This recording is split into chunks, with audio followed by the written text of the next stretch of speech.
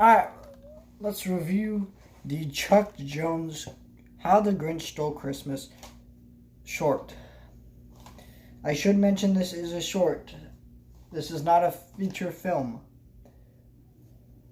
And there are criticisms I'm going to have in this video. So if you don't like me criticizing a holiday classic, please leave, because some people just have a problem with things that are beloved classics and you have any negative feelings towards them. How dare you?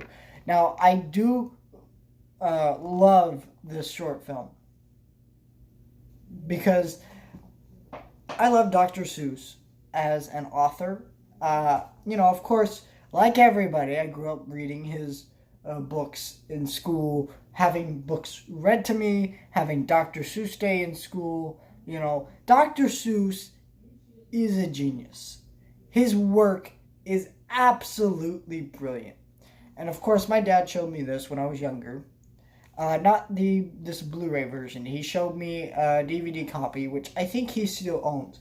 I have since bought my own Blu-ray collection. Well, not entirely on my own, but of course I have my own Blu-ray collection. And there are a lot of movies that he has that I have rebought on Blu-ray for myself. For when I grow up and move out of the house, there are movies I want to own. And this was like $6 at Black Friday. And I really wanted to see this in high definition. I'm gonna review this and the Blu-ray, but let's talk about the short film, then we'll talk about the Blu-ray. This is a over 50-year-old short film. And it's great. It's absolutely great. It has problems, yes. The songs are great. They're very good because they work inside the short film, but also you could watch it separately, or not watch it, listen to it separately. The animation style works brilliantly for characters like the Grinch and Max, and the Who's look a little weird, but they're always gonna look weird. They all look like the Dr. Seuss illustrations though, which is great because his art style is so incredibly visually distinct that you should never ever change that, no matter what. And this is the best Dr. Seuss adaptation, I think, out there, because this captures the spirit of the book. But there is one problem with this. Even this short film has padding. Which, what I mean by that is, of course, the book is short. So when you're making, like, what is this, I'm trying to find the runtime here. 80 minutes. 80 minutes is like, it's like an hour and 20 minutes. And, hour and 20 minutes. I think that's for all the, that's for all the bonus features combined. Whatever the runtime is, this is a very short film, and the book is shorter. So there's only like a few pages on a few words on each page of the book.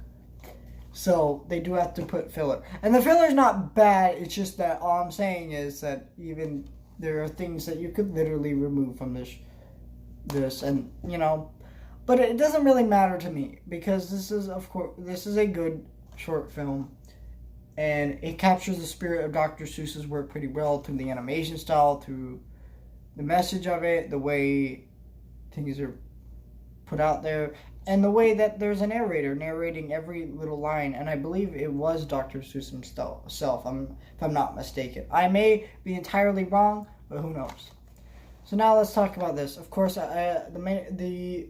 anytime I watched this before this was on DVD. This is now a Blu-ray, and the slipcover is very pretty. I love the slipcover. I prefer for their crud.